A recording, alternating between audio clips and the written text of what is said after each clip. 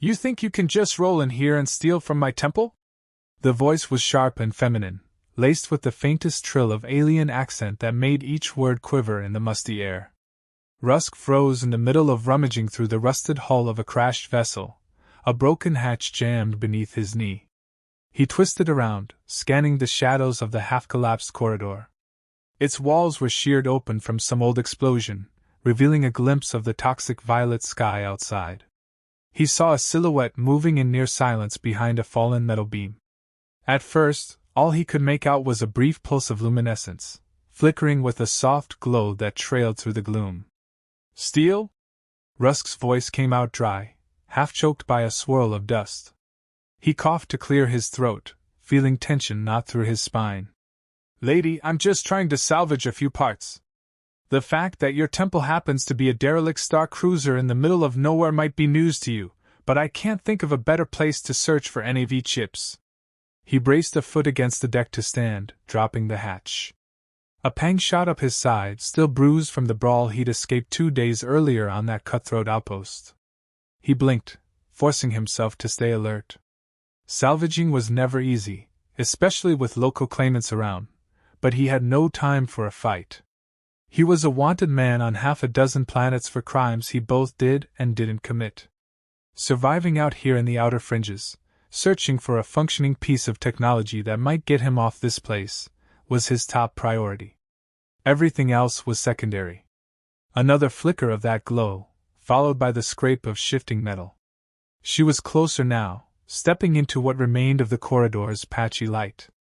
Rusk got his first real look at her. Tall, slender, her skin an iridescent hue that shimmered between teal and midnight whenever she moved, as if under the surface there were ribbons of liquid light. Her hair, or what looked like hair, cascaded down her shoulders in fine, tendril-like strands that seemed to twitch with life, occasionally sparking with pulses of that same glow. She wore a form-fitting suit of some alien weave, its color melding seamlessly with her own luminous pattern. Across her cheekbones and arms were faint swirling marks, the edges etched in a deeper shade, possibly ceremonial tattoos. But what struck him the most was the shape of her eyes, large, with pupils slit like a blade, ringed by swirling patterns that looked nearly fractal. "This is my world's property," she said, voice tightening as her lips curled in open warning. "I don't care what you think you need, human. You will not defile what remains of our sacred vessel." She raised a slender staff topped with a shard of crystal that pulsed in her grip. For a moment, Rusk thought it was a simple tool, but then the crystal flared, and a bolt of energy sizzled through the air. He jerked back, stumbling over a twisted chunk of metal. The shot slammed into the hull behind him, leaving a blackened scorch mark. "Hey, hold on," he gasped, hard hammering. "I'm not interested in wrecking your place or insulting your gods or whatever. If you'd let me explain." Another blast, narrower this time, nearly singed the sleeve off his patched flight jacket. "Or maybe not," he rasped, diving behind a support beam. Sparks flew, dancing around him like mocking fireflies. "Damn it," he murmured under his breath, adrenaline spiking. He'd expected guard drones or even a savage pack of scrap rats, but not a furious alien woman claiming this battered husk was some holy temple. He rummaged for his sidearm, cursing the moment he realized it was jammed. Some scavenger's luck. His fingers trembled as he tried to fix it. The hum of energy swelled, and he peered around the edge of the beam in time to see her stepping lightly among the debris, staff held high. "Come out," she commanded, voice echoing in the half-ruined corridor. "I know you're behind there." Her confidence radiated through every syllable, leaving Rusk acutely aware that if he didn't handle this carefully, he would end up nothing more than a smoldering corpse on the deck. Resisting the urge to bolt, he flicked the sidearm's jammed safety. "Look," he called back, forcing a measure of calm into his tone. "I'm sorry. Didn't mean to trespass. Just traveling through. My ship crashed 2 clicks away, and I'm out of luck with some damaged components. If I don't get a working NAV chip soon, I'm as good as dead when the storms roll in." He waited for a scathing reply, but none came, so he ventured another look. She stood a mere 3 meters away now, close enough that the luminous patterns across her cheeks were visible in stark detail. Rusk took a chance and slowly rose to his feet, palms facing outward in a gesture of peace. The staff's tip leveled at his chest. Human, I've heard your kind's promises before. You always say you're just passing through. Yet you pillage what little remains of my culture, you take our relics and sell them to the highest bidder. I'm no relics thief, he snapped, wincing at how defensive he sounded. I was a pilot for a trade guild. My life's complicated, but I'm not looking to profit off your people's destruction. At that, her eyes narrowed with obvious distrust. Still, there was the briefest flicker of curiosity, as the swirling lights beneath her skin pulsed in time with her heartbeat. He could see how they brightened with emotion, a fascinating biological trait. Have you even introduced yourself? She asked, stepping closer so he could feel a faint wash of something in the air, a subtle warmth, perhaps from her own bioluminescent processes. Rusk glanced at her staff, making sure she wasn't about to fry him. I'm Rusk, he said quietly. Former pilot, now mostly just a trouble magnet. And you are? She hesitated, gripping her staff tighter. Karani, she finally replied, her voice a subtle hush. Protector of what remains. My people once soared across these stars. Now we guard our broken ships, the last pieces of the great armada we once commanded. And you are standing inside the resting place of the Koresh. You can't blame me for defending it. He didn't. If anything, he respected her resolve. He'd done foolish things in desperate bids for survival, but he never had to bear the weight of a dying civilization's memory. Something in her posture told him she'd seen more than her share of conflict. All right, Karani, he said, stepping around the beam with careful slowness. Let's not shoot each other. I only need a NAV chip from one of the old consoles, or anything that might replicate its function. Then I'll be gone. I swear on my life that I won't take anything sacred to you. She studied him for an uncomfortably long moment, her slit pupils widening and contracting as if examining every flicker of tension in his face. Then, with a stern tilt of her chin, she gestured for him to follow. I'll judge what is and isn't sacred. Come with me. He felt the prickle of caution, but curiosity drove him forward. Her staff's glow-illuminated corridors littered with the bones of old machines and the collapsed sections of walls that once formed part of a massive starship. The stale air stank of burnt circuitry, and the faint tang of rotting insulation. He noticed Karani's movements were graceful, almost predatory, as though she could balance on a single toe if she had to. Occasionally, her luminous markings brightened, especially when she glanced back at him. He wondered if they shifted with her mood. Their path led into what might have been the command center, though it was caked in dust and half buried under broken support beams. Karani slid between two twisted columns, and Rusk followed, slipping past a bank of terminals that had once glowed with a pilot's readouts. The seat was knocked over, the screen shattered. A chunk of the ceiling had fallen across the main console. He saw a symbol etched into the top of that console, some swirling shape reminiscent of water or wind, ringed by etched geometric lines. Karani knelt near the console, carefully lifting a piece of debris. Her tendril-like hair shifted with the motion, faint crackles of light threading across each strand. This was my mother's station, she said, her voice subdued. She was a battleship tactician once. By the time I was old enough to hold a staff, her hands had grown weak from the radiation that destroyed our fleet. Rusk stared, uncomfortable with intruding on such a personal moment, but also finding no simple words of comfort to offer. He reached out gently, easing a twisted bracket of metal from the panel. Beneath it, the console was charred, wires melted and blackened. The NAV interface that Rusk so desperately needed might have been in that cluster. His heart sank as he realized how badly damaged it was. We might salvage something, he murmured, frowning at the scorch marks. Though it's not looking good. Karani's gaze lifted to his face, heavy with quiet sorrow. The violent edge that had been in her eyes earlier softened, though the staff remained close at hand. He braced himself for her scorn, but instead, she exhaled slowly. If the storms are coming, you don't have long. I've seen outsiders try to cross that desert. The diamond dust in the air flays them. Even those with exocets have died.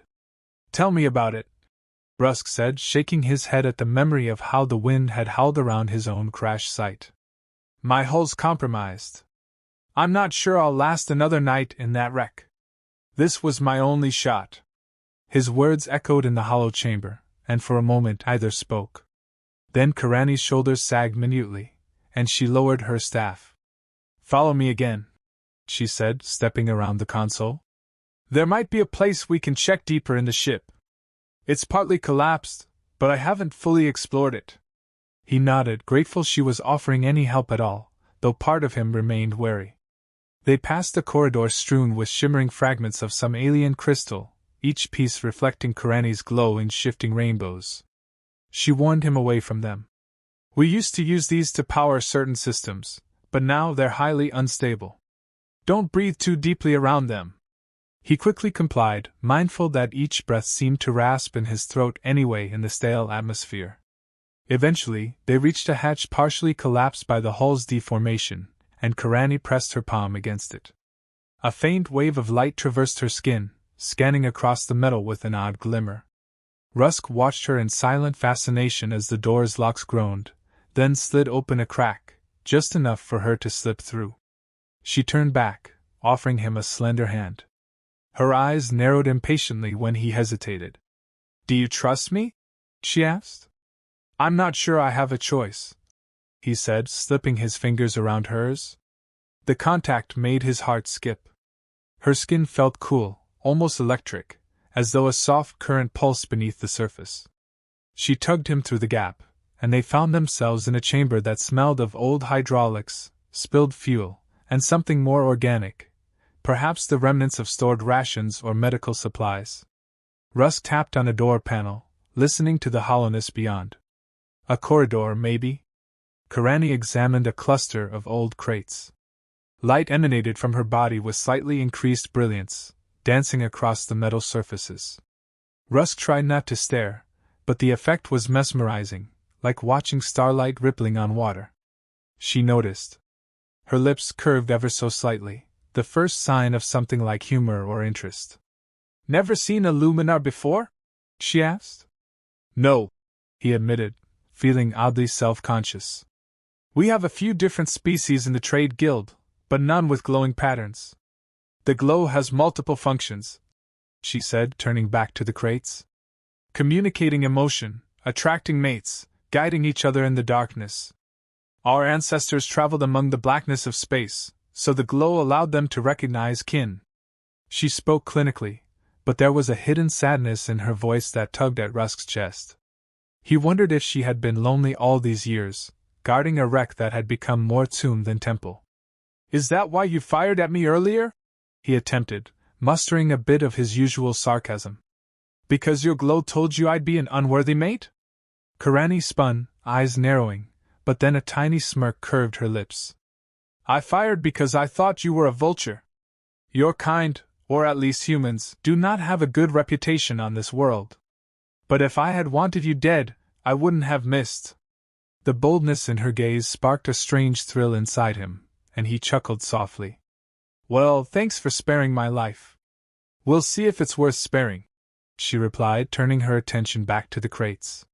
One by one, they pried them open, coughing at the clouds of dust. Rusk found scraps of old medical scanners, defunct power modules, and some delicate mechanical parts that might have once been used in drive calibrations. Karani brushed aside rotten packaging, her glow flickering faintly in the dusty gloom. I doubt any of these are NAV chips, she said. But we can keep looking. We'd better hurry, Rusk said, conscious of how the air felt heavier. The storms might roll in soon, and my rad gauge was telling me last night that levels are rising. We don't want to be out in that. Karani nodded. There's a safer room near the back. The hull is thicker there, better shielded from radiation. We can check the remains of the data core on our way. She led him through the hatch on the opposite end, stepping carefully around the parted metal. Rusk followed in her wake, noticing how she tested each step with a cautious press of her foot, as if she could sense weak spots in the floor. Her hair strands lifted from her shoulders, reacting to the static in the air. He couldn't help a moment's distraction, noticing that her lithe figure, though alien, was strangely captivating. He tried to push the thought aside, focusing instead on their shared goal, survival. But the near-constant flicker of her glow made her impossible to ignore. "How many of your people are left on this planet?" he asked quietly. "If you don't mind me asking." Her expression clouded. "Not many. Our starships were forced to land when the Great War erupted. Most were destroyed in the orbital sieges. Those that survived descended to the surface. The storms and radiation took their toll. Now the few who remain live in scattered enclaves, each protecting the last scraps of our technology. Some of us were exiled here, or stayed by choice, to keep watch over the tombs." "I see," Rusk said, subdued. I'm sorry." She shrugged, but the tension in her voice hinted at deeper wounds. "We do what we must." They moved into a cramped corridor half-choked with debris. Karani set down her staff to leverage a collapsed beam out of the way. Rusk helped, adding his strength to the job. The beam groaned, then toppled aside, revealing a sealed door. Its surface was etched with more swirling symbols, though Rusk spotted fresh scorch marks too, signs Karani might have tried to blast it open. She studied a control panel on the wall, fiddling with what looked like a series of color-coded keys. The panel flickered with the faint remains of stored power. "Stand back," she warned, and Rusk ducked aside as she pressed the keys in a quick pattern. The door hissed, but didn't open. Karani cursed under her breath, pressed a second sequence. This time, the door slid open half a meter, revealing darkness inside. A stale gust of air whooshed out, carrying a chemical odor that made Rusk's stomach churn. "Medical bay," Karani muttered. "We used to keep backups of essential data in the surgery console. Maybe we'll find something for your NAV system." Rusk followed her in. The space was cramped, lined with counters and sealed cabinets. Broken vials and scraps of cloth littered the floor, and a half-covered examination table sat under a half-collapsed overhead rig. Karani's glow revealed a console in the corner, but the screen was shattered. "Damn," Rusk said softly. "So much for that." "Let me see," Karani replied, kneeling beside it. She pressed a small button on its side. Nothing happened, so she pulled out a small device from a belt pouch. It looked like a spidery cluster of wires with an iridescent core. She snapped it onto the console's side, and the device glowed, feeding a trickle of energy into the system. Rusk crouched beside her, inhaling the delicate scent of her hair, a faint mineral tang mixed with something floral, a combination he'd never encountered. "If we're lucky," she murmured, "there might still be a partial memory bank with universal NAV references. Even if it's incomplete, it could help you patch your system well enough to escape." She glanced sidelong at him. "Though we'll see if that's a blessing or a curse." "Curse?" he echoed, cocking an eyebrow. She shrugged. "You'd leave, presumably. Go back to your world. Meanwhile, I'm stuck here, tending to my people's wrecks. I'm not a prisoner, but sometimes it feels that way." He recognized a deep longing in her voice, a loneliness that resonated with his own. He'd spent years drifting from port to port, never staying in one place. He'd lost people he cared about, fallen into trouble time and again, running from ghosts. He saw some echo of that restlessness in Karani. "Maybe you can leave with me," he said lightly, though he wasn't entirely joking. "If this console has what we need, we could patch my ship, get off this cursed planet." She laughed, a short, mirthless sound. "I made an oath to protect these remains. Without them, our entire history would be lost. What would I be if I just abandoned that?" She returned her attention to the console, tapping a few alien symbols that appeared on the flickering display. Data scrolled in a language Rusk didn't recognize, but Karani frowned as if only half the text was legible. He let her work, noticing how the glow on her cheeks rippled in waves of deepening color, sometimes fading to near darkness, and then flaring bright when she found something hopeful. Minutes ticked by. Eventually, the console emitted a sharp beep. Karani's eyes widened. "I found a partial star chart index. It's incomplete, but there's a reference to older ships that use standard alignment protocols for their NAV systems. That might be enough data to fabricate something." Relief spread through Rusk, brightening his face. That's perfect. Then Karani's triumphant smile vanished. It's stored on a single data module, she said, still physically inside the core. It might be locked or damaged. Could even be booby-trapped, given how paranoid some of my ancestors were. If we can retrieve it, maybe we can rig something in your mother's console or some other system, he said. Might be enough to get me home. And if you want, we can see if the data helps your people too. She nodded, a pensive look crossing her face. The data might include ancient routes my people used before the war. We believed many of our sister ships traveled to safer sectors. If they survived and found a new home, we'd want to know. She rose, stepping toward a sealed panel in the wall. Her staff was still outside in the corridor, but she had enough skill in close quarters that Rusk didn't doubt her dangerous potential if anything lurked behind that panel. Hold this, she said, handing him the spidery energy device, which still pulsed with a faint glow. Rusk took it carefully. Karani pressed her palm to the panel, and a hidden mechanism clicked. The panel slid open, revealing a small chamber behind it, like a safe. Inside lay a cylindrical container coated with dust. Karani reached for it, then hesitated. Why do I have a feeling this won't be simple? Rusk murmured. She shot him a glare, though her lips quirked in reluctant amusement. Because nothing ever is, she replied, gently lifting the cylinder from its cradle. Immediately, a faint hum vibrated through the floor, and a pulsing red light flickered on the cylinder's base. Trap? Rusk guessed, adrenaline spiking. Likely, she muttered, gripping it firmly. We need to deactivate it. There should be a panel on the side. See it? She tilted it toward him, revealing a tiny sequence of alien markings. You speak Koresh? She asked. He shook his head. I'm good with mechanical stuff, not so great with your language. But I can try. She inhaled slowly, the glow on her arms intensifying. All right. Let me handle it. Carefully, she traced her fingers over the sequence. Each press triggered a faint beep. Rusk watched with held breath, the taste of tension sharp in his throat. One wrong press, and who knew what kind of ancient defense system would activate? Then, on the final tap, the red glow winked out. Karani exhaled in relief. It's disarmed, or so it seems. Let's hope that's true, Rusk said. The hum beneath their feet remained for another moment before fading. I think we got away with it, she whispered, a tiny smile forming. Maybe you're not such a curse to this place after all. He smirked back, ignoring the pounding of his heart. I'll take that as a compliment. They carefully replaced the panel, cylinder in hand. The console flickered again, and Karani fit the cylinder into a slot. She tapped a few more commands, and data began to transfer. Rusk leaned in to watch the screen, trying to decipher the alien script.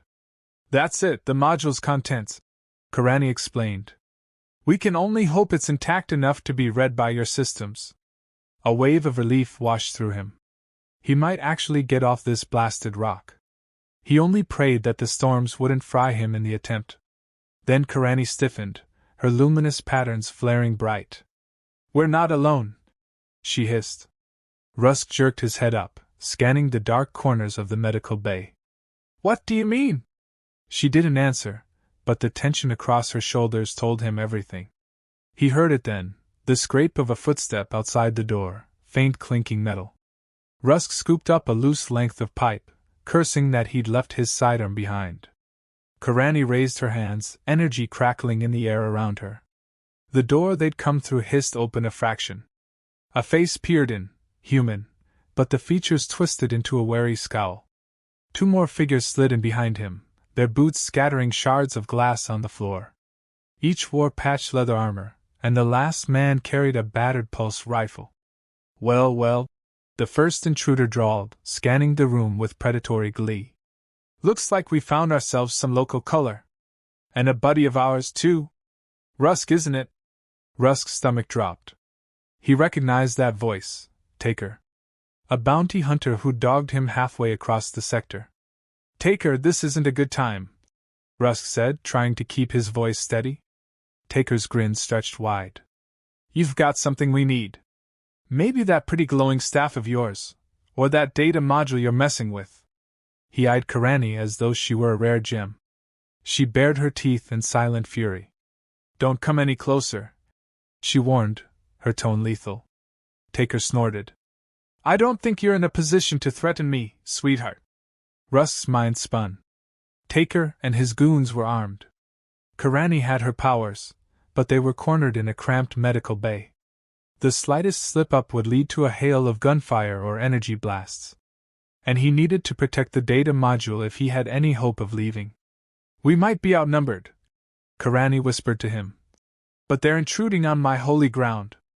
I will not let them take anything. Agreed, Rusk said. These guys aren't leaving without a fight. Taker smirked. You can handle it the easy way or the hard way. Hand over the module, and maybe we won't roast you. Go boil in a storm, Rusk snapped. That was all it took for Taker's grin to twist into a sneer. He raised his rifle, and chaos erupted. Karani unleashed a crackling wave of energy that slammed into Taker, knocking him backward with a yelp. The second goon fired a pistol at Rusk, who ducked, flinging the pipe. It clanged off the man's wrist, messing his aim. Karani pivoted, her luminous tendrils flaring bright as she summoned another surge of power, hurling it across the room. Glass and debris flew. Rusk tackled one of the men to the floor, wrestling for control of the pistol. A shot went wide, blasting the console's corner. Sparks rained down, scorching Rusk's jacket. Karani crouched low, staff forgotten outside, but her bare hands pulsed with enough energy to form a barrier that deflected Taker's next shot. Rusk heard the hiss of a fuse. One of them had tossed a small explosive. He flung himself over the nearest crate just as it detonated, sending a wave of dust and shrapnel through the cramped space. Ears ringing, he scrambled back to his feet. The console flickered ominously, the data transfer still incomplete. Karani snarled, pinning Taker with a fierce blast that knocked him back into the corridor. The third goon lunged for the cylinder. Rusk intercepted him, fists colliding in a frenzied clash. The man's head cracked against the edge of a counter. That left Taker, who was staggering to his feet, rifle in hand, eyes blazing with rage. Karani whipped around, raising her arms. But Taker was faster than expected. The rifle fired. She twisted at the last second, but the shot grazed her side, leaving a trail of dark fluid that gleamed in the flickering light. A strangled gasp escaped her lips. Rusk's fury ignited. He rushed Taker, slamming him against the door frame. They grappled for control, fists flying in desperate arcs. Taker's knee connected with Rusk's ribs, knocking the wind out of him, but Rusk clung on, refusing to let go. Karani clutched her wound, panting, but she summoned enough energy to fling an intense pulse that crackled across Taker's back, sending him convulsing to his knees. Rusk drew back, hurling a final punch that knocked Taker flat. Silence settled, broken only by their ragged breathing. Rusk stumbled back to Karani's side, ignoring his own bruises. Are you all right? He gasped, eyes dropping to her bleeding side. I'll live, she said through gritted teeth, though her glow flickered erratically. We need to get out of here. The data console beeped, a final chime that indicated the transfer was complete. Rusk cursed, seeing that a chunk of shrapnel had wedged itself into the console's base. Grab it, Karani urged, leaning heavily against the wall. Rusk yanked the cylinder free, stashing it in a pouch. Then he supported Karani's weight with an arm around her waist, guiding her out of the medical bay. Taker and his men lay sprawled in various states of unconsciousness. The corridor outside was thick with dust. A portion of the ceiling threatened to collapse at any second, and the entire ship's hull moaned. We have to move, Rusk said, his breath coming fast. Karani nodded, though she winced with every step. They half limped, half ran back through the corridors, retrieving her staff along the way. Every now and then, Taker groaned behind them, but it sounded like he wasn't in any condition to follow just yet. As they reached the main corridor, a deep rumble vibrated through the structure. The outside storms were intensifying, and the battered starship was far from stable. They raced toward the exit, hearts pounding. Lightning flashed across the jagged opening in the hull. The storm had arrived, swirling toxic dust across the barren landscape. Rusk squinted against the harsh wind, shielded Karani with his body as best he could. "My shelter's about a quarter-mile that way," she said, nodding toward the black silhouette of a rock outcropping. "It's a small hidden chamber, should be safe from the radiation." Rusk nodded. "Okay, let's go." They stumbled out into the gale, dust stinging their faces, the wind howling in their ears. Karani shivered, her glow flickering with stress. Rusk kept a firm grip on her waist, holding her upright. Step after grueling step, they fought against the storm, stumbling over rocks and debris. Karani's breath hissed with pain, and Rusk felt her blood seeping onto his jacket, but she refused to stop. Eventually, they spotted an opening in the side of the rock. Karani pointed, and they ducked inside, half collapsing onto the rough ground. It was a cramped space, just high enough to stand if you didn't mind scraping your head on the ceiling. The wind howled outside, but the rock walls offered some protection from the worst of it. Rusk lowered Karani gently, then fumbled in his pack. "I've got a med kit. It's not advanced, but it might help." She nodded, panting. He carefully peeled away the fabric around her wound, wincing at the sight of the dark fluid. Her luminous patterns pulsed in time with her quickening heartbeat, flickering erratically. "We have to stop the bleeding," he muttered, rummaging for a coagulant patch. She bit her lip against the pain, but didn't protest as he pressed the patch to the burn. A faint chemical hiss signaled it had sealed the edges of the injury. "I can't believe you took a shot for me," Rusk said quietly. Her eyes flicked up, meeting his. "It's not the first time I've defended what matters," she said, though her voice trembled with pain. "You're sure you can trust me?" he asked. She let out a shaky laugh. "Trust is a strong word. But we share a goal, and you've proven you're not with those raiders. That's enough for now." He nodded, gently securing a bandage around her torso, feeling a surge of protectiveness that surprised him. Just a day ago, he'd been alone, battered by misfortune. Now he had an injured alien woman in his arms, someone who might hold the key to his escape. But more than that, she was someone with a fierce spirit and a lonely heart, someone who had taken a risk on him. He glanced at her lips, parted with shallow breaths, and felt his stomach twist with a sudden rush of attraction. This was no time for desire, not with her wounded and a storm raging. Yet the tension in the small chamber was electric, made more vivid by the pulsing lights beneath her skin. He could see the slight flush of color in her cheeks as she noticed his gaze. "I owe you my life," he admitted softly. "At least once already, maybe more." She didn't look away, even though her body was clearly worn down. "You want to repay me?" she whispered. "Help me get out of this place. Show me that there's more to life than guarding a graveyard." He swallowed, nodding. "Deal." Her eyelids fluttered as she fought to stay conscious. "We should rest," he said, shifting to make her as comfortable as possible against the rock wall.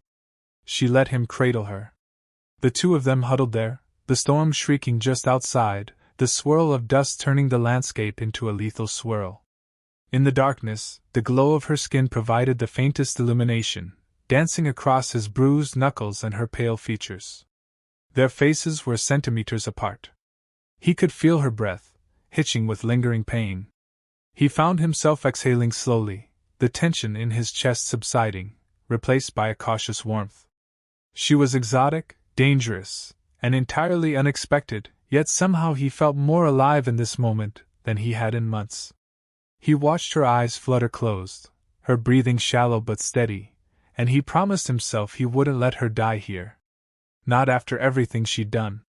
He stayed awake long after she drifted into a pained doze, the fury of the storm battering the rocks around them. As lightning flashed outside, he saw glimpses of her shimmering skin, the ephemeral patterns that told a silent story of her people's once great empire. He sighed, pressing his head back against the stone, wondering if fate had brought them together for a reason, or just for a cruel cosmic joke.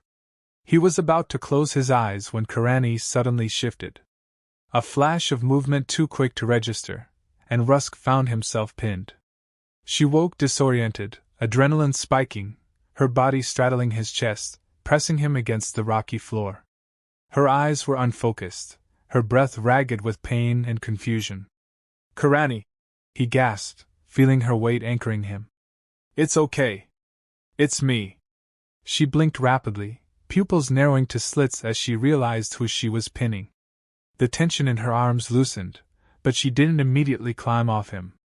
Instead, her luminous patterns glowed in rapid, pulsing rhythms, as though some deep instinct had been triggered. I'm sorry," she managed, voice shaking. "I dreamed we were under attack." Rusk's heart pounded, every nerve alive with the unexpected closeness. She sat astride him, her thighs pressing firmly to his sides, her face inches from his. He swallowed thickly, trying not to dwell on the sudden rush of heat that flared through him. "It's fine," he whispered, his hands hovering near her hips, unsure whether to gently push her off or let her find her own footing. She lingered a moment, confusion etched on her features, and then she realized the position she was in, practically astride his face as she had leaned forward. A rush of color flared across her cheeks, an intense swirl of aqua and deeper blues. "This is awkward," she murmured, flustered. He had to force a grin. "A little, yeah?" For a beat, their eyes locked, and despite the lingering danger and her injury, Rusk felt the crackle of an undeniable attraction. Her body's luminescent patterns whirled in a flurry of conflicting emotions. Then, gingerly, she eased off him, grimacing from the wound in her side. He resisted the urge to pull her back, though the warmth of her body had sparked a deep longing that he couldn't quite quell. She pressed a hand to her bandage, her breath ragged. "You're in pain," he said softly, raising himself on an elbow. "Let me check the bandage." She nodded reluctantly. He gently peeled it back. The patch had at least staunched most of the bleeding, though the edges of the burn looked angry and swollen. "My kit has some antibiotics," he murmured, carefully applying them. She clenched her teeth but didn't protest. "You're surprisingly good at this," she managed. "I've had my share of wounds," he said. "When you scavenge for a living, you learn to patch yourself up." The mention of scavenging made her expression darken briefly, but she didn't voice any complaint. Instead, she let her hands slip over his, helping him hold the bandage in place. For a moment, their fingers tangled, a fleeting gesture of silent understanding. "I'll try to rest a bit more," she said softly, lying back against the wall. "The storm should subside in a few hours. Then we can see about retrieving your ship and plugging in that data module." Rusk nodded, though part of him wanted to keep talking to her. There was so much left unsaid, about what was happening between them, about her culture, about the odd sense that fate was weaving their paths together. But he didn't press. She needed rest, and so did he. He settled beside her, cradling his side where Taker had struck him. Before long, he slipped into a restless doze, lulled by the howling wind outside and the soft, pulsing glow of Karani's presence. He woke with a jerk some time later, uncertain how many hours had passed. The storm's roar had quieted, replaced by a distant moan. Karani was awake, watching him with those cat-like pupils. The glow under her skin had softened to a dim shimmer. "You slept like the dead," she said, a faint note of humor in her voice. "It's calmer now. We can try to move." Rusk sat up, stretching stiff muscles. The ache in his ribs reminded him of Taker's blows. "How's your side?" "Hurts," she admitted, then tested her weight on it, wincing. "But I can walk." She pushed herself upright, blinking at the pale dawn light filtering through the opening. Outside, the sand had taken on a strange violet sheen under the twin suns of this planet. Rusk sighed. "Let's see if Taker's still lurking out there. We'll need to get to my ship while we can." Karani nodded, gathering her staff. Despite her injuries, the fierce determination had returned to her eyes. Together, they ventured out into the aftermath of the storm. The air was cold and rife with swirling dust that made it hard to see. Stones jutted from the ground like broken teeth, and the horizon shimmered with residual electricity. The trek back toward Rusk's crash site proved difficult, with Karani leaning on him more than once, her breath quickening in obvious pain. Occasionally, she'd pause, scanning the area for any sign of Taker or his men. But they seemed to have vanished, at least for now. After what felt like an eternity, they reached the wreck of Rusk's small craft. It lay half buried in the sand, twisted metal framing the cockpit. "Home sweet home," he muttered. Karani gave him a sideways glance. "You live in a metal coffin. Better than the open desert," he retorted, though it was barely better. The hull was cracked, the engines useless. The cockpit door was jammed. He pried it open with a grunt, letting Karani slide inside. She surveyed the cramped interior. Wires dangled from overhead panels, and the pilot's seat was tilted at an awkward angle. "You really flew this?" she asked, raising an eyebrow. "It was less broken before I crashed," he said defensively. She snorted, though the sound turned into a grimace of pain. Rusk guided her to the seat, rummaging through a storage compartment to find more medical supplies. He handed her a canteen of stale water. She drank gratefully, then carefully set the staff aside. "So how do we install that data module?" she asked, pressing a hand to her side. Rusk dug the cylinder out. "We have to patch it into my NAV system, but half this console is fried. I'll need to do some major rewiring." He tapped at the control panel, which flickered weakly. The power core still held a trickle of energy. Enough, perhaps, to power the NAV readouts if he could reconfigure them. Karani watched him for a moment, then set her jaw. "Tell me what to do. I have some knowledge of our technology. Maybe I can help." He blinked, surprised by her willingness. Then again, it made sense. She needed this to work almost as badly as he did, if she wanted a chance to leave her lonely vigil. "All right," he said, passing her a toolkit. "First, let's pry open this panel. Carefully." They worked side by side for hours, Karani guiding the alien module's interface, Rusk handling the mechanical splice with the remains of his NAV system. It was delicate, frustrating work, complicated by Karani's injury, which flared up with each strain. He tried to keep the mood light, occasionally cracking a wry joke about how sacred technology was now being taped into a junky cockpit. She rolled her eyes, but he could sense her amusement behind the exasperation. Small moments of banter kept them going, forging a precarious bond that neither openly acknowledged. Every so often, their hands would brush as they reached for the same wire, and Rusk felt a spark of awareness. He tried not to dwell on it, focusing on the twisted metal in front of him, but his thoughts wandered. She was a warrior, a guardian, and yet so vulnerable now, reliant on his help. Her exotic glow, her intense eyes, the gentle curve of her hips when she moved, he felt a pang of longing that had nothing to do with pure survival. By mid-afternoon, the module had been installed, though it was still offline. Rusk flipped a switch, and the console's screen lit up in a flurry of static. A series of alien glyphs scrolled past. "Looks like it's trying to sync," Karani said, leaning over his shoulder. Her breath brushed his ear. He swallowed, refusing to let the closeness distract him. "Give it a minute," he murmured. The console beeped, then displayed an error message. Karani frowned, tapping a few keys on the alien device. The screen flashed again, cycling through a readout that Rusk recognized as star charts. The alignment data was partial, but it was something. "We might be able to calibrate the local star positions," he said, excitement creeping into his voice. "If this works, the ship's autopilot can plot a route to somewhere with a functioning spaceport." Karani nodded, though her expression was a mix of apprehension and hope. "And after that?" she asked softly. "After that, we figure it out," he said, aware of the ambiguous future looming before them. She opened her mouth to reply, but a sudden commotion outside froze them both. Clattering footsteps on metal. Rusk sprang up, exchanging a tense glance with Karani. He grabbed his sidearm, now fixed from before, and gestured for her to stay low. Cautiously, he peered through a jagged tear in the cockpit's hull. He saw Taker's silhouette moving among the wreckage, a few more armed figures behind him. They'd found the ship. "You've got to be kidding me," Rusk hissed, adrenaline spiking anew. Karani inhaled sharply, one hand gripping her staff. "We can't fight them all in here." she whispered. They have the high ground outside. Rusk grimaced. We also can't just wait to be cornered. If I start the engines, they'll hear, and we're not flight ready anyway.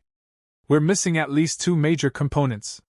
Karani's luminous patterns flared with tension. Then we lure them away, or we strike first. Outside, Taker's voice carried faintly. Rusk, I know you're here.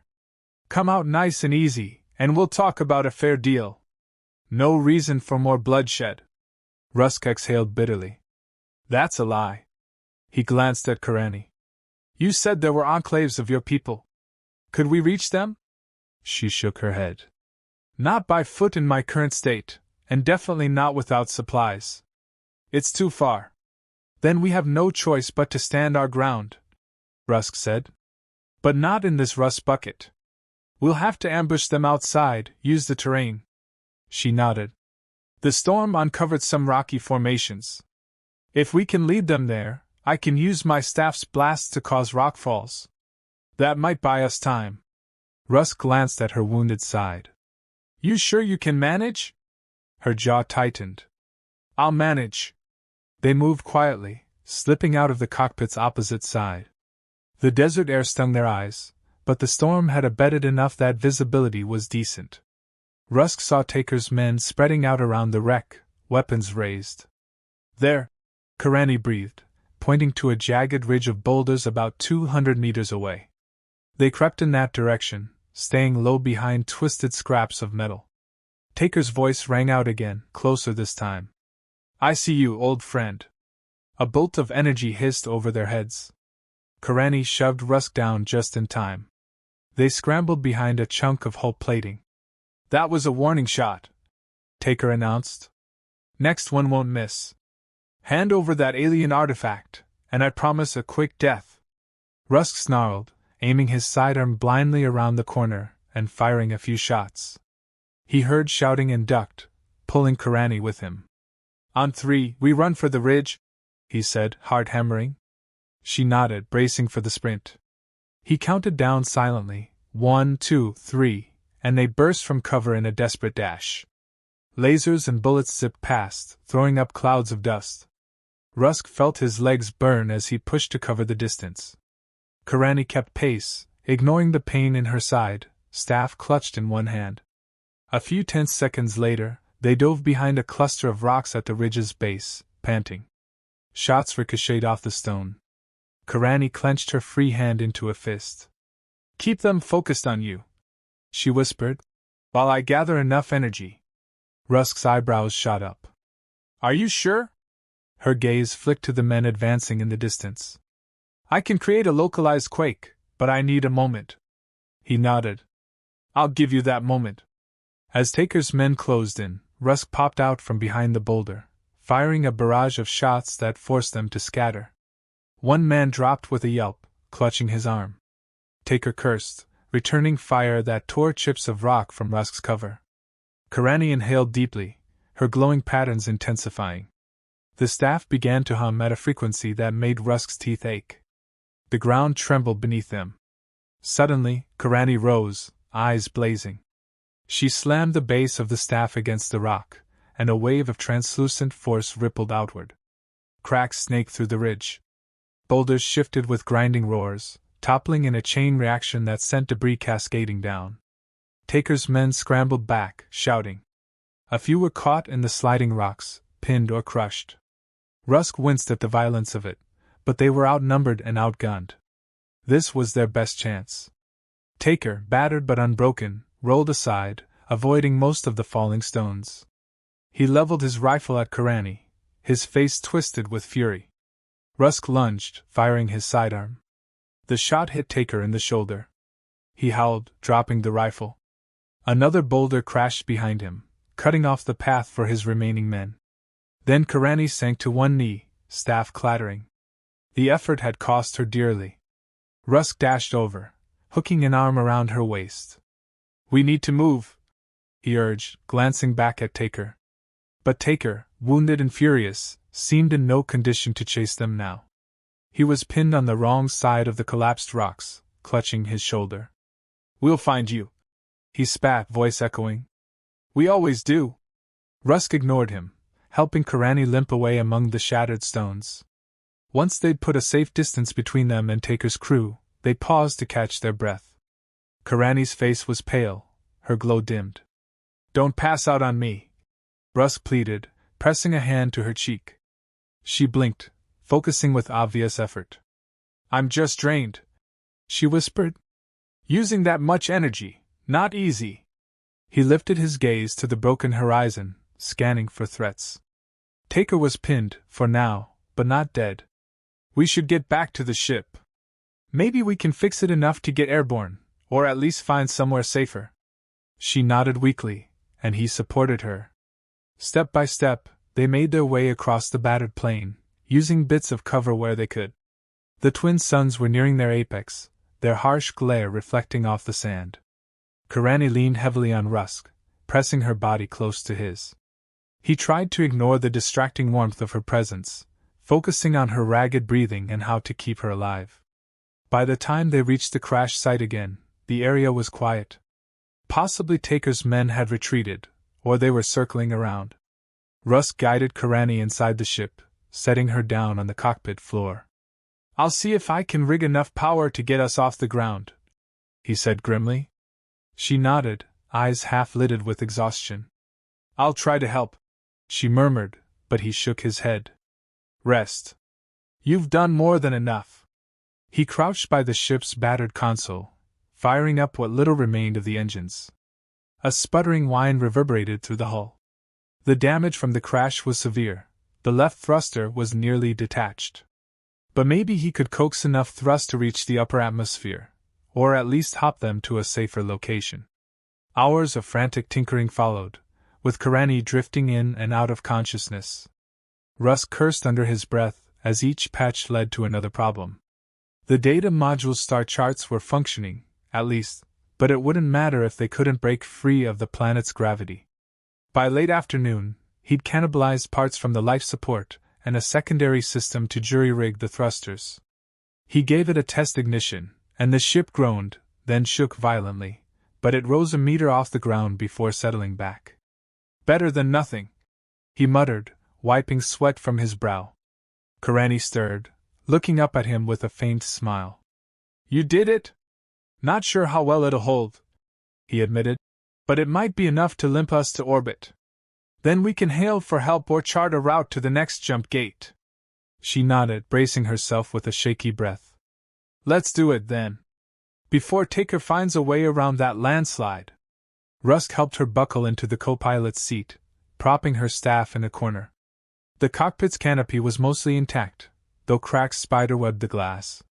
He slid into the pilot's seat, connecting wires to a handheld control screen. Hold on to something, he advised. She exhaled, gripping the seat's edges. With a silent prayer to whatever cosmic deity might be listening, Rusk fired the engines. The ship shuddered, metal grinding in protest. A plume of dust enveloped them as they lifted off. Rusk wrestled with the controls, the thrusters sputtering.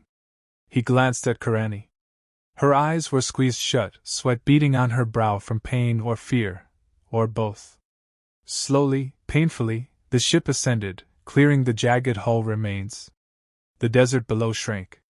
Rusk's heart pounded. They might just make it. Then a warning siren blared. The left thruster was overheating, power level spiking dangerously. Come on, he muttered, easing off the throttle. The nose dipped, and the ship lurched sideways. Karani gasped, her body jerking in the harness. Steady, he called, struggling to maintain altitude. A part of the hull glowed cherry-red from the friction of their slow climb. The battered craft trembled, threatening to tear itself apart. We're close to suborbital, he said, teeth gritted. If we can just... An explosion rocked the rear of the ship, sending a jolt through the cockpit. The thruster died, and the craft began to plummet. Karani cried out as G-forces slammed them against their seats. Rusk fought the controls with every ounce of strength. Damn it, not like this, he growled, trying a last-ditch approach, redirecting power from the NAV systems to the stabilizers. The battered thrusters coughed to life again, just enough to slow their fall. They crashed into the desert with a bone-rattling impact, skidding across the dunes, metal screeching. Sparks rained inside the cockpit. Rusk's vision blurred, his lungs compressed. Finally, the ship lurched to a stop, half buried in the sand. The overhead lights flickered, then died. Smoke curled from the consoles.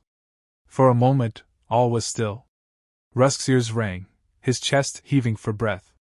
He turned his head to see Karani slumped in her seat, unconscious. Panic seized him. Karani? He struggled out of his harness, ignoring the pain in his side, and reached for her. Her pulse was faint but present. She stirred slightly at his touch, groaning. Relief washed through him. Hold on, he whispered, gently freeing her from the harness. Her eyes fluttered open, dazed. We didn't make it, she rasped. Not into orbit, he agreed grimly. But we're alive. That counts for something. Outside, the desert stretched in every direction. The twin suns were lower now, painting the sands in hues of orange and purple. Rusk glanced at the readouts. We're completely offline. No power left. That was our last shot. Karani took a shaky breath. Then we find another way. He admired her resolve, even in the face of near impossible odds. Cradling her gently, he tried to check her wound. She winced. It reopened. She gasped, blood staining the bandages. Without functioning med systems, he had limited tools to help her. Stay with me, he said, voice raw with emotion. He tore his jacket sleeve and pressed it against the wound, applying pressure. The outside temperature was dropping fast as evening approached, and Rusk's breath caught in his throat, panic edging in. They were stranded, half buried in a desert known for lethal storms. Taker might still be out there. And Karani's lifeblood was slipping away. He held her close, the tang of her alien biology mixing with the metallic scent of the cockpit. She clutched his arm, eyes fluttering. Don't let me die out here, she managed, tears shimmering on her lashes. Rusk shook his head, throat tight. I won't. I promise. His voice broke. He couldn't lose her, not now. Something inside him twisted, a deep ache that had been building since the moment they met. He realized with a jolt that he cared about her far more than he'd expected, that he wanted to protect her, share more than just a short alliance. Without fully thinking, he leaned in, pressing his forehead to hers. The gesture seemed to calm her, and her eyes drifted shut. He felt the gentle warmth of her luminous patterns against his skin, a flickering pulse that synced with his own frantic heartbeat. You're not alone, he whispered. She exhaled a soft sound, half whimper, half relief. The closeness of that moment, the desperate press of bodies in a broken ship under alien suns, transcended logic. Rusk felt that if he could just hold her, it might keep her alive, keep the world from swallowing them. They stayed like that for a long time, locked in a silence broken only by the moan of distant winds. Finally, Karani stirred, her gaze finding his. She was weak, but a faint light still glimmered in her eyes. I made a vow, she whispered. To my people, to the memory of this place. But I don't want to die guarding ashes. Rusk's chest tightened. You won't. I'll find a way to keep you alive. We'll get you somewhere safe. That's a promise. She swallowed hard, tears slipping from her eyes. How can you promise that? Look at us. We're done for. We're not done, he insisted, though part of him feared she was right. I'm not losing you, Karani. He felt her tense at the intensity in his voice, but she didn't pull away. Instead, she lifted a trembling hand to his cheek, her luminous skin leaving a faint glow in the darkness. Her expression was raw, haunted by pain and the near certainty of doom. And yet, in that moment, there was an undeniable draw between them, a magnetism that defied logic. He bowed his head, pressing his lips to the corner of her mouth, a hesitant, desperate kiss. She inhaled sharply, tears still wet on her cheeks. For a beat, she went rigid, perhaps from surprise or lingering distrust. But then, slowly, she let her hand slip behind his neck, pulling him closer. Their lips met more fully, a clash of need and fear and longing. Her breath trembled against his, and he tasted the salt of her tears, felt the gentle tingling of her glowing flesh. The contact was intimate beyond anything he'd felt in a long time, unexpected and yet fiercely desired. He felt the pounding of his pulse in his ears, a swirl of relief and sorrow. She was alive in his arms, and for that moment, that was all that mattered. When they finally broke apart, her eyes brimmed with unspoken questions. "Why?" she breathed. He stroked her luminous cheek, voice rough. "Because I can't stand the thought of losing you." She closed her eyes, a tear sliding down. "Then don't," she whispered, voice catching. "Fight for me. Fight for us." He nodded, letting his forehead rest against hers again. "I will." He cradled her gently, mindful of her wound, and her arms slipped around him, anchoring them in a moment of raw vulnerability. They stayed like that until the last light of the suns faded, leaving them in near darkness. Rusk considered their limited resources: a few hours of battery in the emergency kit, a handful of ration bars, maybe enough water for a day. If no rescue came, or if Taker returned, they were doomed. But he refused to surrender to despair. He felt Karani's breathing slow, drifting into restless sleep. As she slept, her luminous markings ebbed to a faint glow, like dim embers. He brushed a gentle kiss to her temple, feeling something fierce and unfamiliar swelling in his chest, a protectiveness that extended beyond mere alliance. Let Taker come, he thought. Let the desert storms rage. I'll protect her with my last breath if that's what it takes. The night dragged on, silent except for the groaning metal of the ruined craft. At some point Karani stirred, shifting her position.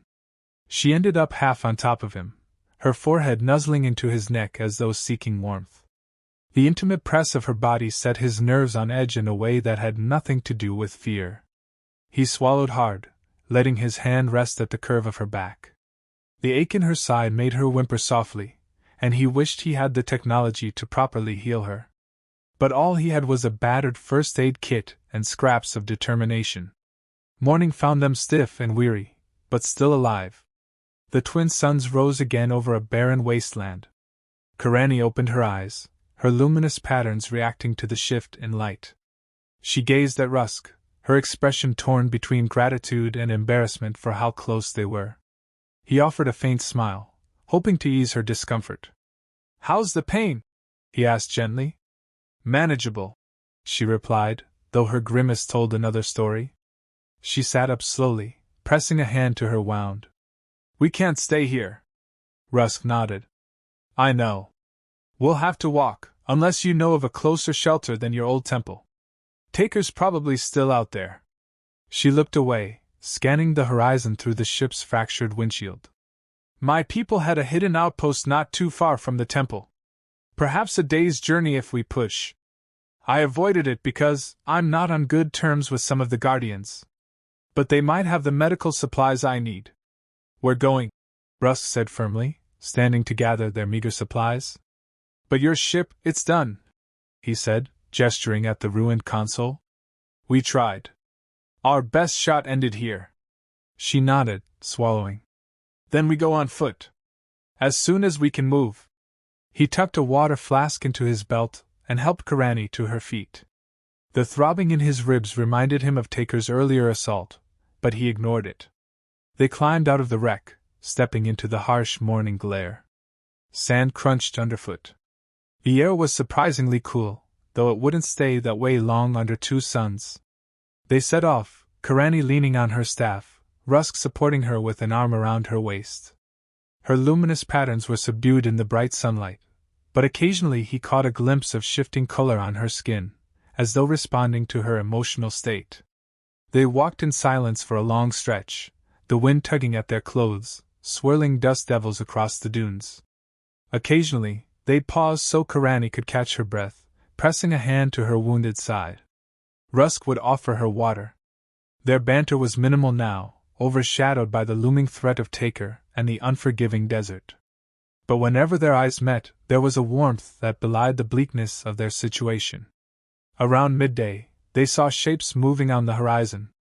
Karani tensed, staff held ready, but as they drew closer, it turned out to be a cluster of large desert grazers, horned beasts that trudged across the sand. They paid the travelers no mind, lumbering away in search of meager vegetation. Still, the sight of life reminded Russ that not everything in this place was dead. They pressed on until the suns hung high, scorching the sands below.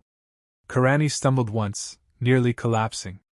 Russ caught her, guiding her to the scant shade of a rock formation. She sank down, breathing hard. "I'm sorry," she whispered, frustration coloring her tone. "I'm slowing us down." "Don't apologize," he said firmly, crouching beside her. "We'll make it." She nodded, but tears gathered in her eyes. "I'm supposed to be a guardian of my people's legacy, yet I can barely walk. I tried to drive you away, and now here you are carrying me." He brushed a strand of her luminous hair from her face. "We all need help sometimes," he said, voice gentle. "Besides, if I recall, you threatened to kill me when we first met." She snorted softly, a tear escaping. "Some guardian, huh?" He tilted her chin up, meeting her gaze. "You saved me more than once. We're even." Her expression softened, and the luminous patterns rippled faintly across her cheeks. She exhaled, letting some of the tension ease. "Let's keep moving soon," she whispered, "before I lose my nerve." Rusk offered her a sip of water, then helped her stand again. He thought of their earlier moments of closeness, the kiss that still lingered on his lips. In the stark light of day, it seemed like a dream. But one glance into her eyes told him it was real, and that neither of them quite knew what to do with it. They continued trudging across the dunes, each step an act of will. Karani's glow was hardly visible under the bright suns, but Rusk felt its presence whenever their bodies brushed. Occasionally she would lean into him, both for support and in quiet acknowledgement of their growing bond. By late afternoon, the sky was tinged with gold, and Karani pointed toward a low ridge of jagged rocks. "The outpost is carved into that mesa," she explained, her voice tight with pain. "We're close." Russ nodded, scanning the horizon. No sign of Taker. Maybe they'd lost him, or maybe he was simply biding his time. Either way, the priority was getting Karani some real medical care. They reached the base of the mesa as the suns dipped toward the horizon, painting the world in long shadows. The rock face loomed above, pocked with cracks and ledges. Karani limped to a nondescript patch of stone and pressed her glowing palm against a recessed panel. At first, nothing happened. She cursed under her breath. Then, with a groan, a portion of the rock slid away, revealing a narrow passage lit by faint bluish lights. She met Rusk's eyes, anxiety flickering in her gaze. "I don't know who might still be inside," she said. "Be prepared for anything." Together, they slipped into the passage. The air inside was cool, tinged with the scent of damp stone and alien machinery. Ahead, the tunnel opened into a modest chamber with a low ceiling. Displays and equipment lined the walls, though a layer of dust indicated it had been abandoned or rarely used. "Hello?" Karani called, leaning on her staff. Her voice echoed. No reply. They moved deeper into the outpost, passing closed doors with alien markings. Karani tried a few controls, but the power seemed sporadic. "This was once a scout post," she explained quietly. "They might have relocated. But there should still be medical supplies in the infirmary." Rusk nodded. "Lead the way." She did, guiding him through a cramped corridor to a door marked with a swirling symbol of healing. Inside, they found a small room lined with storage cabinets and a single examination table. Basic medical equipment was scattered about, some still in sealed containers. Karani sank onto the table, breathing heavily. Rusk wasted no time searching the cabinets. Many of the supplies were alien to him, but he recognized a few universal symbols. He found a kit labeled with an icon for wound closure, and rummaged through it. "This might do," he said, pulling out a canister that looked like a more advanced version of his coagulant patch. Karani guided him through the instructions, half whispering in her weakened state.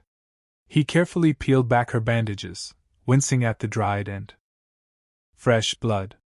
The blast wound was deep, charred at the edges. She hissed when he applied a cleansing solution. Her luminous patterns flared in pained pulses. "Almost done," he assured her. She gripped his arm, sweat dotting her brow. Finally, he sealed the wound with the advanced coagulant, pressing the device's nozzle along the edges. It hardened into a flexible layer that glowed faintly in response to Karani's biology, knitting tissue at an accelerated rate. She sagged back against the table, eyes closed, relief mingling with exhaustion. "That's much better," she said, her voice hoarse. Rusk exhaled, letting his tension drain. "Good. Now we just need some rest. We can figure out the next step in the morning." She nodded. The outpost was quiet, seemingly abandoned. He found a bunk chamber down the hall, dusty but serviceable.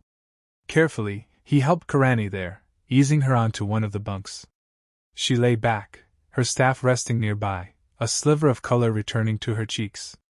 Rusk stood awkwardly for a moment, not sure if he should remain or go. But her eyes flicked to him, an unspoken plea in them. "Stay," she whispered. He hesitated, heart pounding. Then he nodded, moving to sit beside her. The bunk was small, and the moment he lowered himself, his body pressed against hers in the cramped space. She released a shaky breath, her luminous patterns flickering. It had been a day of near-death experiences, a maelstrom of violence and tension.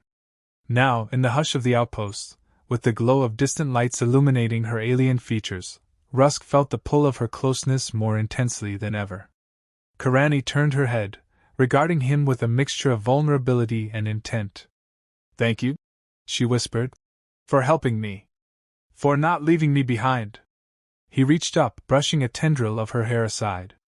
"I'd never leave you," he said softly, the words surprising even himself. She swallowed, her throat working. The flicker of her glow rippled across her cheeks, a gradient of teal that resonated with her rapid heartbeat. He felt the heat of her body, the warmth of her breath. In the silence, their gazes locked, and a charged stillness wrapped around them. Then, slowly, she reached for him, fingers trembling slightly. He met her halfway, lips meeting in a tentative kiss. This time, there was no life-or-death rush, no frantic desperation. It was a gentle exploration, a test of trust. Her breath hitched, and he felt the quiver of her body under his hands. She drew him closer, deepening the kiss with a soft moan that sent heat rolling through him. He let his hands roam carefully, mindful of her injury. But she arched against him, luminous patterns flaring in response to her rising desire. It was an intoxicating sight, watching the colors swirl over her skin, feeling the subtle hum of her alien biology as they touched. He half expected her to pull away in hesitation or fear, but she didn't. Instead, she murmured his name, Rusk, and slid her hand under his shirt, exploring the planes of his chest. Their breasts tangled, hearts pounding. He lost track of time in the haze of sensation. The softness of her lips, the slight tang of her unique scent, the electric thrill of her glowing skin. She moved with careful urgency, each shift of her body sending sparks of pleasure across his nerves. Her staff rolled off the bunk, forgotten. They were alone, hidden in this abandoned sanctuary of her people, battered by storms and betrayal, yet finding a pocket of solace in each other's arms. Karani trembled when his fingers slid under the hem of her clothing, tracing the smooth, luminescent lines that wrapped around her waist. She gasped, biting her lip at the intensity of the moment. He hesitated, searching her eyes for any hint of doubt. "Are you sure?" he asked hoarsely, his voice rough with restrained desire. She nodded, luminous patterns brightening in reply. "Yes," she breathed, her voice thick with emotion. "I want this, want you. I feel like we've been fighting so long, and there's no guarantee we'll have tomorrow." The simple truth of her words cut deep. In a universe filled with war and ruin, there was no telling if they would survive the next sunrise. That shared fragility bound them closer, forging a bond stronger than either expected. Rusk bent down, capturing her lips in another fervent kiss. She responded with equal passion, her body arching to meet his. Their hands roamed freely now, shedding the barriers of clothes. Skin met skin, alien luminescence dancing across human flesh. The bunk was cramped, but they didn't care. Their bodies pressed tight, a merging of warmth and sensation. Each breath came ragged, each soft moan or whispered name fueling the fire between them. He felt her nails dig into his back as he explored the curves of her form, mindful of the wound but drawn deeper by the glimmering invitation of her skin. She guided him, showing him where her luminescent lines were most sensitive, the spots that elicited shivers and gasps. He was enthralled by every new discovery, the raw, tender connection forging an intimacy he'd never quite experienced before. She sighed his name, a husky sound, when he kissed down the column of her neck, tasting the faint salt of sweat mixed with something uniquely hers. She looped an arm around his shoulders, pulling him closer. Her hair tendrils brushed his skin like living filaments, responding to her arousal. Every shift of her body beneath him felt like a test of restraint, a push toward surrender. Emotions welled up, relief that she was alive, fear that the outside world would tear them apart, and a fierce determination to protect what they'd found together. He poured those emotions into each kiss, each caress. Karani's breathing turned ragged, her luminous patterns pulsing in a heady rhythm. She let out a low cry when their hips met, her body arching to accommodate him. Rusk felt his own control fraying, the edge between caution and raw need blurring with every passing second. And then, in a breathless rush, they gave in. Their union was a blur of sensation, the friction of skin on skin, the swirl of light dancing across her body, the hushed gasps that filled the small bunk. He tried to move gently, aware of her wound, but she clung to him with surprising strength, urging him on, their bodies locked in a primal dance. They clutched each other as if the universe beyond that bunk no longer existed, as if every threat and heartbreak was distant. Each moment was a release of pent-up tension, an affirmation of life in the face of death. Soft moans escaped her lips, muffled by his kisses. She murmured phrases in her native tongue, half lost in passion. He didn't understand the words, but he understood the intent, the deep craving and surrender. When the final wave of pleasure crested, it was like a shudder that rippled through both of them, her luminous patterns flashing in a dazzling display of color that momentarily lit the entire bunk room. He let out a low groan, collapsing onto her, hearts pounding in unison. For a time, neither spoke. Their bodies stayed entwined, the aftershocks of that shared storm leaving them breathless and trembling. Karani's cheeks were wet with tears, though the look in her eyes was one of awe rather than sadness. Gently, Rusk reached up to brush the tears away. "Are you okay?" he asked, voice husky. She nodded, breathing unsteadily. I never thought." She paused, unable to find the words. Instead, she wrapped her arms around his neck, pulling him closer, her forehead resting against his. He understood. In the midst of ruin and desperation, they'd found something bright, something worth holding onto. For a long while, they simply lay there, skin cooling in the gentle glow of her patterns. He felt the slow, steady rise and fall of her chest beneath him, the rhythmic pulse of her lifeblood that he'd fought so hard to preserve. Finally, she whispered, "I'm bonded to you now." He lifted his head, heart thudding. "Bonded?" A faint smile curved her lips. "In my culture, physical union isn't just pleasure. There's an energetic exchange, a merging of life forces. The luminous markings, they imprint on a partner who shares this level of intimacy. It's not marriage, or anything so formal. But it's a connection that can't be entirely severed." His chest tightened with a mixture of wonder and concern. "Is that a good thing?" Her eyes glinted softly. "I think it is. Though we'll have to see how our energies stabilize. Sometimes it can deepen emotional ties, or awaken certain shared senses." He stroked her cheek, the remnants of the luminous display still dancing across her skin. "I'm not sure I'm worthy of that," he confessed. "I came here by accident, desperate to salvage parts. And now I've dragged you through fights and storms." She leaned up, brushing a feather-light kiss to his lips. "You saved me from loneliness, from duty without hope. I think you're more than worthy." A lump formed in his throat, and he pressed his lips to her forehead. The final rays of the day's light filtered through the cracks in the walls, casting an orange hue. "We should rest," she said softly, "before we figure out our next move. The night is safer for traveling this desert, less scorching heat." He nodded, settling beside her on the cramped bunk, drawing a thin blanket over them. She curled into him, her body fitting against his with surprising ease. In the hush of the outpost, he listened to her breathing slow, felt the gentle beat of her heart. Despite everything, the crash, the bounty hunters, the inhospitable planet, they had carved out a moment of warmth and connection. He vowed silently that he would see her safe, that they would not merely survive but find a future worth living for. Sleep claimed them in that embrace, and for a time, nightmares were held at bay by the simple comfort of each other's presence. Rusk woke to the sound of footsteps echoing down the corridor outside. His eyes snapped open, adrenaline surging. Karani stirred beside him, eyes fluttering awake. She immediately tensed, her luminous patterns brightening in alarm. Someone was in the outpost with them. Carefully, Rusk slipped from the bunk, grabbing his sidearm. Karani followed, staff in hand, wincing slightly but seeming more stable after the advanced treatment. They crept toward the door, listening. Voices whispered in an alien tongue. Karani's expression darkened, recognition flashing in her eyes. She gestured for Rusk to remain still, then stepped into the corridor. The figures, two tall aliens with skin patterns similar to Karani's, spun around, leveling staff-like weapons. A tense silence followed. Then one of them lowered his staff slightly, eyes narrowing. "Karani? You're alive?" Karani exhaled, nodding. "Korin. I didn't think I'd see you here.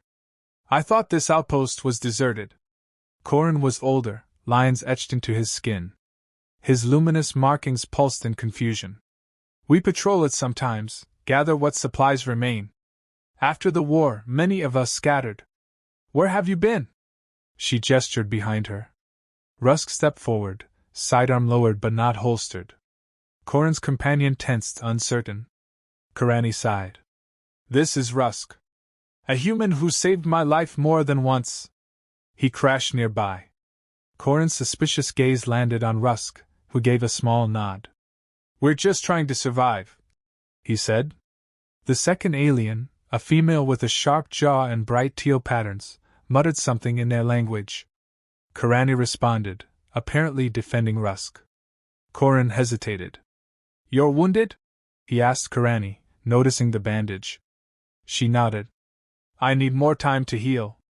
Do you have transport or a way to contact others?" Korin exchanged a look with the female. "We have a small transport. It's old, but functional. We can take you back to our current settlement. But be warned, Karani, some will not be pleased you've returned with an off-worlder. The old grudges remain." Karani's jaw tightened. "I'm done letting old grudges dictate my life. Rusk is with me." Korin's eyes flicked over Rusk again, then he nodded curtly. "Very well. Come." They followed him through the outpost corridors to a loading area where a battered hovercraft awaited. Karani limped slightly, leaning on Rusk until Korin gestured to help her. She waved him off, choosing to remain close to Rusk. The luminous patterns on her skin seemed more vibrant than before, as if the bonding had kindled some deeper part of her. Rusk felt a surge of protective pride. Soon, they were aboard the hovercraft, gliding across the desert under the waning light. Rusk kept an eye on the horizon, wary of any sign of Taker or his men. But they saw no one. Perhaps Taker had been forced to retreat or had gone in search of easier prey. The ride took them over dunes and rocky outcroppings, deeper into Luminar territory. Karani gazed at the passing landscape with a strange mix of nostalgia and sorrow. She explained quietly to Rusk that this region had once been lush before the war's devastation. He squeezed her hand, offering silent solidarity. Eventually, they reached a small settlement nestled in the shadows of towering cliffs. Bioluminescent structures shimmered in the dusk, reminiscent of Karani's own glow. As the hovercraft descended, curious eyes turned toward them, mostly Luminar survivors, bearing the same glowing patterns in different shapes and intensities. Some looked frightened, others openly hostile upon seeing a human step off the craft. Korin raised a hand, speaking in their language. A few lowered their weapons. Karani stepped forward, leaning heavily on her staff. She spoke in a firm, clear voice, explaining who Rusk was and how he'd saved her. Some listened, while others turned away, muttering. A robed figure emerged, a female with a regal bearing, swirling patterns of deep indigo along her arms. She scrutinized Karani and Rusk with piercing eyes. "So you have returned?" she said. "I am Sereth. I guide our people now." Karani inclined her head. "Sereth. I come seeking refuge and healing. And I bring one who helped me retrieve a valuable data module. It might hold old star routes, possibly leading us to any Luminar enclaves still surviving." Murmurs rippled through the crowd. Sereth's expression shifted slightly. "Is that true?" Rusk stepped forward, carefully producing the cylinder. "It was taken from one of your wrecked ships. I believe it still functions. If you have the technology to read it, we can confirm." Sereth studied him, her gaze flicking to Karani, noticing how closely they stood. "Come with me," she said at last, gesturing toward a larger structure built into the cliff. Inside, they found a surprisingly intact command room. Screens and consoles glowed softly, powered by some advanced Luminar energy source. Rusk helped Karani to a seat, while Sereth took the module, inserting it into a slot on a console. Korin hovered by the entrance, arms folded. Data flooded the screens. Rusk recognized bits of the star charts. Karani's face lit with cautious excitement. She pointed to one cluster of icons that might indicate sister ships or enclaves. Sereth's demeanor shifted from suspicion to hope. "If these coordinates are still valid, we might find others who survived. Perhaps even a route off this planet." She turned to Karani, her expression softening. "You've done a great service for us, though you left your post for a long time. Some will question your loyalty." Karani's eyes shone with unshed tears. "I never stopped caring about our people, Sereth. But I was alone, mourning what was lost. Now I want to help rebuild." Sereth regarded her, then nodded slowly. "We'll need time to verify and plan. For now, rest. You're safe here." With that, she and Korin departed, leaving Karani and Rusk in the command room with a handful of curious onlookers. Karani rubbed her brow, fatigued. Rusk gently touched her arm. "You okay?" She leaned into him, ignoring the stares of her kin. "Just overwhelmed. We can find a place to rest," he suggested. She nodded, and they left the command room, guided by a younger Luminar who offered them a quiet alcove with a simple cot and a small water basin. Once inside, Karani collapsed onto the cot, exhaling shakily. Rusk knelt beside her, wiping sweat from her brow. Her wound was healing, but her body was still weak from the ordeal. "We made it," he said softly. She managed a smile, luminous patterns flickering in relief. "Thank you." He bent down, pressing a tender kiss to her temple. "You sure you want me around? Not everyone here seems thrilled to see a human." She reached for his hand, weaving her fingers through his. "They'll have to get used to it. I can't let you go. Not after everything." Her voice trembled with emotion, and his heart ached with affection. He squeezed her hand in response. The bond they'd forged was more than just physical or circumstantial. It was real, and it pulsed with life even in this uncertain place. Over the next week, Karani regained strength, aided by Luminar medicine and the advanced healing gel that knit her wound at an astonishing rate. Rusk lent his mechanical expertise to help the settlement repair old equipment. At first, the Luminars eyed him warily, but as he worked tirelessly alongside Karani, some began to accept his presence. A cautious respect formed. Each evening, they'd retire to the alcove or wander the settlement's outskirts together, talking softly about the future. Karani confided more about her people's rituals and how the luminous markings conveyed emotions: anger, hope, love. Rusk shared bits of his past as a pilot, the wars he'd seen, the regrets he carried. Their bond deepened. Occasionally, they found moments of intimacy, stolen in the quiet corners of the settlement. Karani's glow during these encounters grew richer, a tapestry of color that reflected her desire and contentment.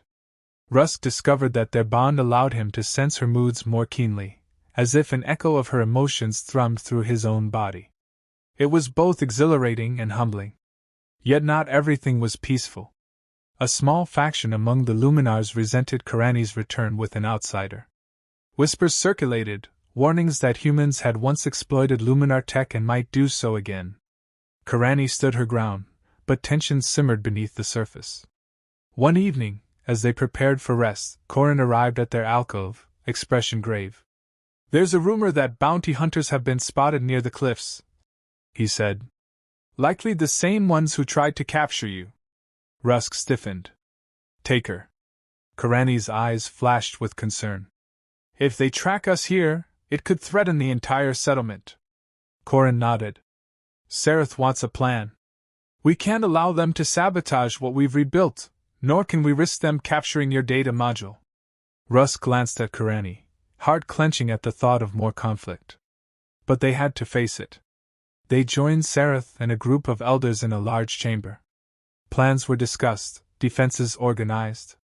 The settlement's illusions, bioluminescent camouflage, could mask them, but it might not be enough if Taker's group used advanced scanning. Rusk offered his knowledge of human tech, while Karani explained possible vantage points for an ambush.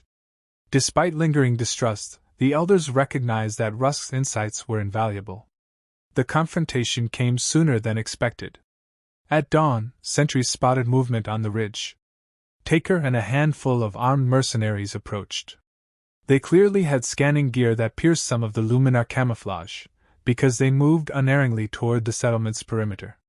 The Luminars prepared, forming lines behind natural rock barriers, staff weapons humming with accumulated energy. Rusk readied his sidearm, though he knew Taker's men carried heavier firepower. Karani stood beside him, staff glowing. The bond between them crackled with shared determination. Taker's voice rang out over a loudspeaker. "We know you're in there, Rusk. Hand over the data and the glowing alien, and we'll leave the rest of these freaks alone." Rage flared in Karani's eyes. Rusk placed a calming hand on her arm. "He's baiting us," he whispered. She nodded, luminous lines flickering dangerously. Sareth exchanged a glance with Corin. "We cannot allow them to breach our refuge," she said quietly. Then, with a swift gesture, she signaled the Luminars to stand ready. Taker and his men edged closer, scanning for traps. The moment they crossed an invisible boundary, Sareth unleashed a wave of luminescent illusions that disoriented the mercenaries. The environment warped, illusions of monstrous creatures looming. Shots rang out in confusion. Rusk and Karani took advantage, slipping around the flank. With a coordinated strike, they ambushed a pair of mercenaries, disarming them before they could react. Karani's staff flared, sending arcs of energy that crackled across the ground, forcing Taker to leap aside. "Come out and fight like a man, Rusk!" Taker snarled, tossing aside the loudspeaker. Rusk pinned one of the goons with a kick, grabbing his rifle. Karani squared off against another mercenary, staff swirling. Despite her recent injury, she moved with grace and power, fueled by fierce resolve. Another wave of illusions flickered around Taker, but he had some device strapped to his belt that cut through the illusions. "You think I'd come unprepared?" he sneered. Rusk cursed under his breath. Taker leveled a high-powered rifle at Karani. Before Rusk could intervene, Taker fired. Karani deflected part of the blast with her staff, but the energy surged around it, cracking the staff's crystalline tip. She staggered, a pained cry escaping her lips as shards of luminous crystal shattered into the air. Fury blazed through Rusk. He sprinted at Taker, weaving through the illusions. Taker tried to swing the rifle toward him, but Rusk slammed into him full force. They tumbled onto the rocky ground, exchanging blows. Taker's fist cracked across Rusk's jaw, sending sparks of pain. Rusk gritted his teeth, hammering back with an elbow. "You messed with the wrong people," Rusk growled. Taker spat blood, wrestling for control of his weapon. "Everything has a price, Rusk, including that alien woman." Rusk's vision reddened, memories of Karani's vulnerability fueling his rage. He tore the rifle from Taker's grip, threw it aside. Taker jabbed a hidden blade at him, slicing Rusk's arm. The pain seared, but Rusk retaliated with a punch that crashed into Taker's temple, momentarily dazing him. Meanwhile, The Luminars launched coordinated blasts from their staffs, scattering Taker's mercenaries. The illusions made it nearly impossible for the attackers to see where the real danger lay, and they fell one by one. The clash raged around them, but Rusk focused on ending Taker. Summoning his last reserves of strength, he pinned Taker to the ground, pressing a knee into his chest. Taker snarled, reaching for something at his belt, a grenade perhaps. Rusk swatted it away, then jammed his pistol under Taker's jaw. "Give me one reason," Rusk hissed. Taker's eyes bulged with terror. "You won't pull that trigger. You're not a murderer," Rusk's heart thundered. He wanted to end Taker for everything he'd done, the lives he'd threatened, the pain inflicted on Karani. But a small voice inside him balked at cold-blooded killing. He met Taker's gaze, lips curling in contempt. Then he slammed the butt of his pistol across Taker's head, knocking him out cold. Sirens from the Luminar's side died down. Karani appeared, limping slightly, the remains of her staff in hand. She eyed Taker, unconscious on the ground, then looked at Rusk. Her glow flickered with a swirl of relief and gratitude. "It's over," she said quietly, though her voice held a tremor. Rusk shook his head. "For now." The settlement's defenders subdued the remaining mercenaries. Some had fled. Others lay injured or pinned. Sereth approached, her luminous markings casting a soft light over the scene. "We have them," she announced. "They won't threaten us again." Karani glanced at the shattered remains of her staff's crystal, sadness etched on her face. It had been a legacy of her mother, a link to her past. Rusk slipped an arm around her, pulling her close. "I'm sorry," he said softly. She closed her eyes, pressing her forehead against his. "It was just an object. Our people's legacy matters more." Sereth nodded, stepping closer. "Your data module will help us find others, perhaps re-establish our rightful place. You've done well, both of you." Karani managed a faint smile. "Thank you." The next days were spent healing and rebuilding. With Taker's men routed, the Luminars felt safe enough to expand their settlement. Plans were made to send out a ship, an actual functioning vessel that had been hidden away, to search for the enclaves the data module had indicated. Karani's wound healed with the advanced gels, leaving only a faint scar. She found solace in forging a new staff from the settlement's resources, though the crystal fragment from her mother's staff remained dear to her. Rusk helped construct new defenses, applying his scavenger's ingenuity to reinforce the settlement. Despite lingering pockets of distrust, more Luminars began to accept him, thanks in large part to Karani's unwavering support. One evening, as the twin suns dipped below the horizon, the settlement gathered in a communal space for a modest celebration. Bioluminescent decorations illuminated the area, turning the cliffs into a living tapestry of light. There was food, strange fruits and grains that the Luminars cultivated. Soft music drifted on the air, played on alien instruments that resonated with mesmerizing tones. Rusk and Karani stood side by side, watching the light show of swirling colors. She wore a simple tunic that left her arms bare, revealing the patterns that had deepened since their bonding. He admired the way her hair tendrils caught the luminescence, weaving flickers of teal and violet. She turned to him, smiling gently. "I never thought I'd see my people celebrating again." "You made it happen," he said. "You brought them hope." She shook her head. "We did. Together." He reached out, interlacing his fingers with hers. The emotional current that passed between them was tangible. They still had so many unknowns, whether the enclaves would be found, whether he'd stay here or she'd leave with him. But for tonight they had peace. They drifted away from the main gathering, finding a quiet overlook on a ledge. From there, they could see the settlement lights below, glowing softly like a constellation. Karani leaned against him, resting her head on his shoulder. "Sometimes I think about the old days," she murmured. "My mother commanding a battleship, me just a child trying to follow in her footsteps. I never imagined my future would look like this." Rusk slipped an arm around her waist. "Me either. I was a wanderer, always running from something. Now I feel like I've found a home." She smiled, turning her face up to his. That's the bond, she said, her eyes shining with a soft glow. It's more than just spiritual or physical. It's the sense that wherever we go together. He felt his chest tighten with emotion. Carefully, he brushed his lips against hers. She returned the kiss with tender warmth, her arms winding around his shoulders. The soft glow of her patterns lit their faces, a gentle reminder of all they'd endured.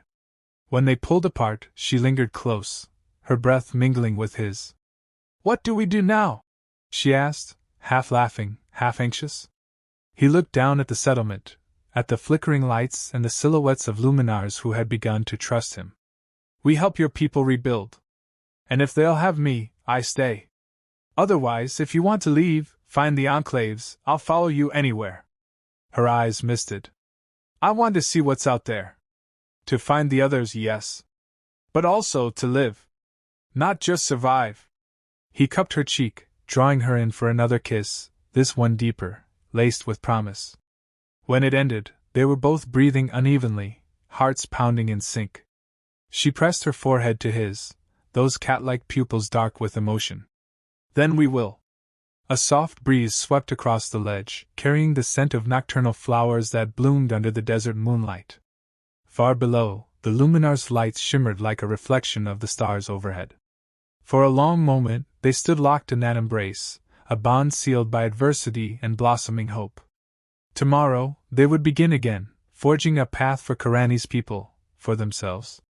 But tonight, under the starlit sky, they shared a quiet victory, and the deep, unbreakable bond born from a chance meeting in a broken temple on a forgotten world, a bond that defied the boundaries of species, past wounds, and cosmic fate.